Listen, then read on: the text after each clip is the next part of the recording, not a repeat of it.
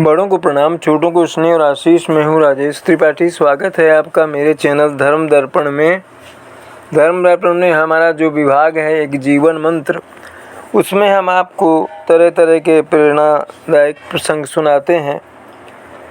जिस तरह का अभी युग चल रहा है, कोई भी चालाकी करके आपसे मित्रता करेगा और ऐसे काम कर जाएगा कि आप देखते रह जाएंगे और चालाकी से वो आगे बढ़ जाएगा। तो इस तरह के युग में कैसे सावधान रहें, कैसे इस तरह के लोगों से बचें और उसके भले के लिए अपना इस्तेमाल ना होने दें, इसी तरह की कुछ कथाएं हम लेकर आते हैं। आज भी ऐसा ही एक प्रसंग है और जिसका शीर्षक है किसी पर आंख बंद कर विश्वास करना घातक। इससे आपको परेशानी हो सकती है। अगर आपने किसी को जांचा परखा नहीं, मित्र बना लिया और वह आपके कंधे पर बंदूक रखकर निशाना साधता रहा तो आप भी बदनाम हो जाएंगे। तो आज का ये प्रसंग है। आज का युग छल, प्रपंच और चालाकी से भरा है। आज ऐसे चालाक और कपटी लोगों की भरमार है जो आपके हितचिंतक बनकर आपका ही कब जो ये गला काट लेंगे आपको पता भी नहीं चलेगा। ऐसे में प्रत्येक व्यक्ति के लिए यह आवश्यक है कि किसी से मित्रता करते समय उसके साथ किसी काम के लिए राजी होने से पहले उसके बारे में अच्छी तरह जांच परख ले। उसका स्वभाव कैसा है, उसके मित्र कौन हैं, वो कैसे परिवेश या परिवार से आता है, उसका अतीत क्या है। इसी तरह के और कई तथ्यों को अगर आप जान लेंगे तो उसकी वास्तविकता आपसे छिपी नहीं रहेगी और उसकी हर चालाकी को वक्त रहते परख कर सावधान हो सकते हैं। इसके उलट आपने किसी पर आंख बंद कर विश्वास कर लिया तो वह अपने लाभ के लिए सदा आपका इस्तेमाल करने की ताक में रहेगा। आपसे मीठा मीठा बोलकर वह ऊंचा उठने के लिए बड़ी चालाकी से आपका सीढ़ी के रूप में इस्तेमाल कर लेगा और आप समझ भी नहीं सकेंगे। आजकल दुनिया में ऐसे ही लोगों की भरमार है जो अपने भले के लिए आपका इस्तेमाल करेंगे और आप पर यह प्रकट करेंगे कि इससे आपका ही भला होने वाला है। इस संदर्भ में एक कहानी याद आ रही है। प्राचीन समय की बात है। एक वन में बहुत बड़ा तालाब था। वहाँ हर प्रकार की चीज़ें होने के कारण बहुत सारे जीव रहा करते थे। इनमें मछलियाँ, केकड़ा, बगुला आदि रहते थे। उसी तालाब के किनारे एक आलसी बगुला भी रहता था। उसकी आंखें कमज़ोर हो गई थीं। उसे शिकार करने के लिए खूब मेहनत करनी पड़ती थी जो उससे होती नहीं थी। वह सदैव ऐसा उपाय सोचता रहता था कि जिससे उसे बिना मेहनत के भोजन मिलता रहे। एक दिन उसे ऐसा उपाय सूझा और उसे वो आजमाने के लिए तालाब के किनारे खड़ा होकर आंसू बहाने लगा।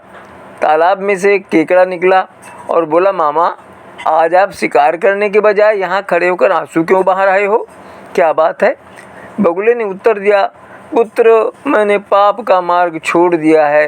अब मुझे आत्मज्ञान हो चुका है, अतः मैंने शिकार करना छोड़ दिया है। मैं पास आई मछलियों को भी नहीं पकड़ रहा हूँ। केकड़ा बोला, मामा, इस प्रकार तो आप भूखे मर जाओगे। बगुला भरे गले के साथ बोला, ऐसा जीवन जीकर भी क्या करना है, वैसे भी हम सबको जल्दी ही मरना है। मैंने अपनी दूरदृष्टि लगाकर पता लगाया है कि यहाँ 12 वर्ष का लंबा सूखा पड़ने वाला है।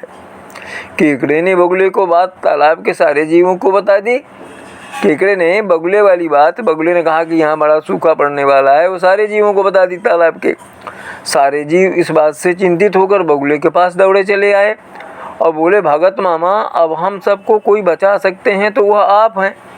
आप अपनी बुद्धि का इस्तेमाल करके इस समस्या से हम सबको छुटकारा दिलाइए। बगुले ने कुछ देर सोचने के बाद सभी को बताया कि यहाँ से कोसों दूर, काफ़ी दूर एक तालाब है जिसमें हर समय झरने का पानी गिरता रहता है, वो कभी नहीं सूखता। यदि सारे जीव उस तालाब में पहुँच जाएं तो सभी का जीवन बच सकता है। किंतु अब उन सब के सामने ये समस्या खड़ी हुई कि उस तालाब पर पहुँचा कैसे जाए। इस समस्या का निदान भी बगुले ने कर दिया। वो बोला, मैंने जीवन में कई पाप किए हैं, अब मैं उनका प्रायश्चित करने के लिए जीवों की सेवा में लग गया हूँ। अतः मैं एक एक करके सभी जीवों को अपनी पीठ पर बिठाकर उस तालाब तक पहुँचाऊँगा।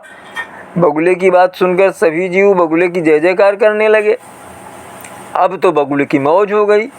बगुला रोज एक जीव को अपनी पीठ पर बैठाकर उड़कर कुछ दूर ले जाता और एक चट्टान पर पटक कर मार कर खा लेता। कभी कभी तो भगत जी 2-2 फेरे भी कर लेते। रोज बिना मेहनत किए हुए शिकार मिलने के कारण बगुले की आंखें तेज हो गईं, शरीर में चमक आ गई और पंख भारी हो गए। दूसरे जीव बगुले को देखकर बोले, देखो दूसरों की सेवा करने का असर बगुले के शरीर पर हुआ है। बगुला बहुत ही प्रसन्न रहने लगा और सोचता रहता, इस दुनिया में कितने मूर्ख भरे पड़े हैं जो सब पर विश्वास कर लेते हैं। ऐसी दुनिया में अगर थोड़ी चालाकी से काम लिया जाए तो मज़े ही मज़े हैं। बिना किसी मेहनत के अपना कार्य निकाला जा सकता है और बैठे बैठे पेट भरने का भोजन मिल जाए तो सोचने का बहुत अधिक समय मिल जाता है। कई दिन यह क्रम चलता रहा।